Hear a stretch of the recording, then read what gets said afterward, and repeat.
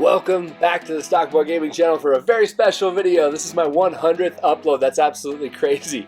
I'm really excited to have the Corsita and 10F Widebody in this video going head to head. We'll see how they stack up. I'll also throw in the Itali RSX so you guys can see how they handle the best mid-engine sports car in the game. As always, this is the Stockboy Gaming channel. We're looking at the speed score. Overall performance. It's a performance index for GTA cars. Drag times, top speed, and lap times on my custom test track. All put together, you get the speed score. We're also going to be looking at my new custom street surface track. That's mainly to test for handling, and I'll give you some expert advice on how to drive some of these cars. Of course, this is video number 100, so what would it be without Donner joining us? Everybody's favorite race mechanic is going to be here and have a great time. But first up, we'll head out to La Puerta Dragway.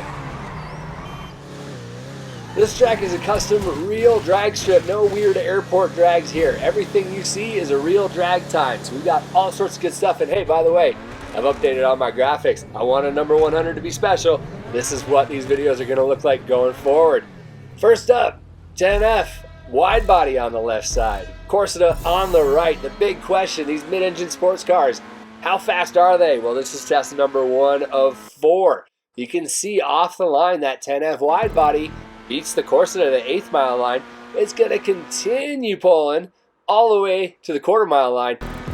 I'm going to go all the way to the half-mile line today, which I don't typically do, but these are some cars that a lot of people are interested in. I want to give you the full picture. We have a little bit more of a gap from that 10F Widebody going to that half-mile line, so the Widebody very quick in a straight line.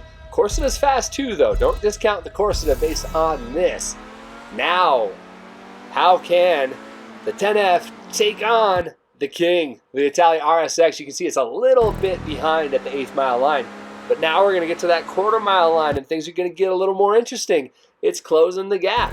So going down to this half-mile, and this is why we're doing this in this video, watch that 10F Widebody on the left side. It starts to pull, and it actually has the lead by the time we get there.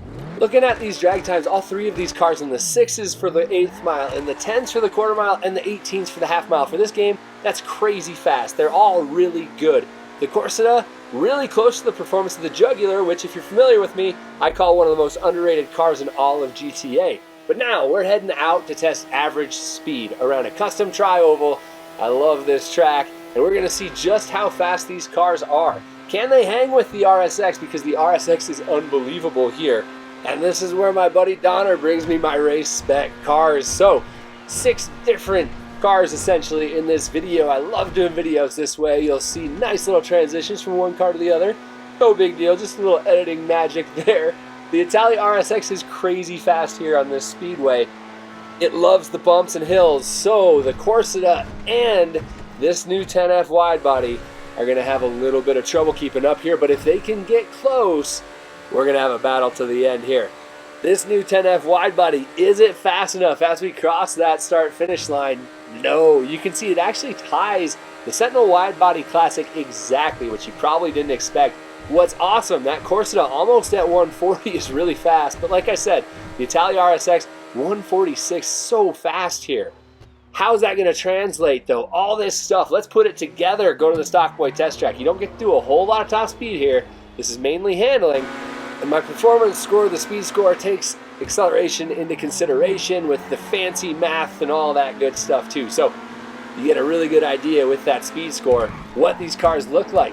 As we head through the first hairpin, both of these cars are actually looking pretty good. But to my surprise, this 10F Widebody actually gets to that first gantry first. There's a big acceleration advantage coming out of that hairpin. But now we're going to start to go through some tight corners, and this Corsita rotates beautifully. The 10F Widebody does not. Coming into the second hairpin, you're going to see the Corsita gets there a little bit earlier. And now we've got a long sweeping right-hander. This corner is brutal for cars that understeer, and that 10F Widebody definitely understeers. So now the Corsita is starting to pull away. Really, these cars are pretty evenly matched though, which is a lot of fun. Going through that last chicane, very even, but the Corsita's rotation is going to let it pull down to the inside of the track and launch onto this straight. But we also know the 10F Widebody has an advantage in acceleration, so now we've got an absolute drag race.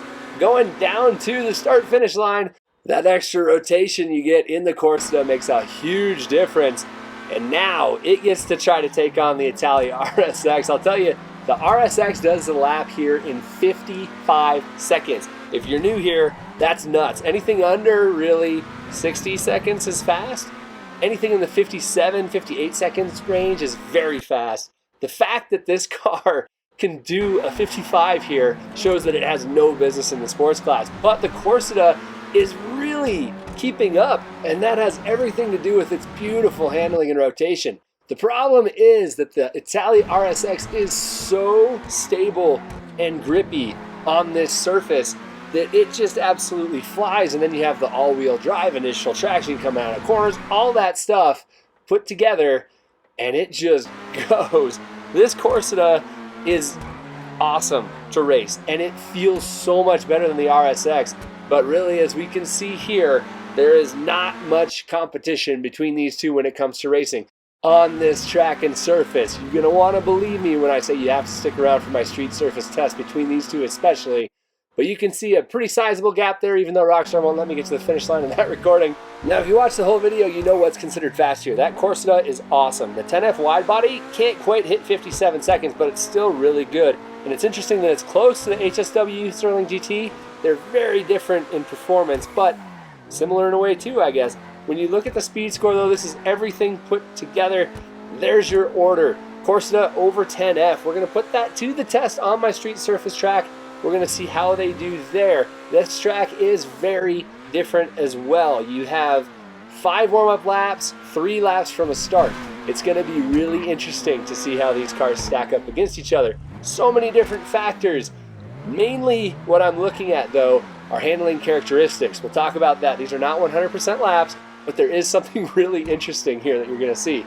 Starting off with the RSX, and every time you see a car backfire, that means I'm lifting off the gas. So you're going to see that a lot with the RSX. This is a really tight track. It hugs the corners and you can throw it around. It's really pretty easy to drive quickly here, but you'll see a nice 4-wheel drift as we come through that corner that gives cars all sorts of problems on the way to this last hairpin, and it can take it pretty well, but we're a little bit wide heading down to that start-finish line. It is a fairly good and an extremely smooth lap. How can the 10F Widebody do here? This is going to be a monster along with the Corsita on this track. But as we're heading up this first hill, it's doing pretty well until you start understeering pretty hardcore coming through that corner there. Into this hairpin, you got to slow down quite a bit to tease it around the corner. And what I mean by that, you have to use its liftoff oversteer to help you get around. We almost hit a wall there. You can see skid marks all over the track from my practice laps. This thing is a monster. It hugs these corners pretty tight, and we're able to get through there on that hairpin, put the power down, and we know that's a strength for the 10F Widebody. So hopefully we're looking at a pretty quick lap there. But now the Corsita, the car that gave the RSX kind of a run for its money. A car that I absolutely love. Let's see how the game's Maserati MC20 handles this track. Going up the hill, it's actually doing really well. That extra rotation is awesome. It helps you through that corner a lot, especially a little wide on the exit, cutting into the hairpin. We're slowing down a little more than usual maybe, but it's able to make up for it with the rotation coming out of that corner. And now you'll see on the downhill section, it's just nailing apex after apex. So nimble, so freaking awesome. And coming through the hairpin, we get nice and tight on the wall going down this home stretch. The Corsita was awesome here, and I was not expecting these results at all. The 10F Widebody was actually the fastest. Who would have thought it? I don't know, not me, but pretty cool. Again, those are not 100% laps, but it does show you how easy a car is to drive, and some pretty obvious weaknesses and strengths. This car, the Corsita, I really love it. It was free a long time ago for, I think, just GTA Plus people, but it was really worth it. If you see it go on sale, I would recommend it. It drives exactly how I like a car to drive. The rear end will slide out on you, but once you get used to it, it's really good and you can be pretty quick. The Itali RSX, just still an awesome car that I really like. I don't love that it's in the sports class, but it's one of those cars that you can win races with in that class. And then the 10F Widebody, a lot of people really looking forward to this car. I don't know. The understeer really hurts in my opinion, but if you can get used to driving it much like the Corsita, you can tease out that understeer with some lift-off oversteer, and it's pretty solid. Thanks so much for joining today. I hope you enjoyed the video and all the new fancy stuff. Give me a little like if you did, and tell me in the comments, I guess. And if you're still here, please subscribe to the channel. Helps me out a ton. I'm not gone. See you next time.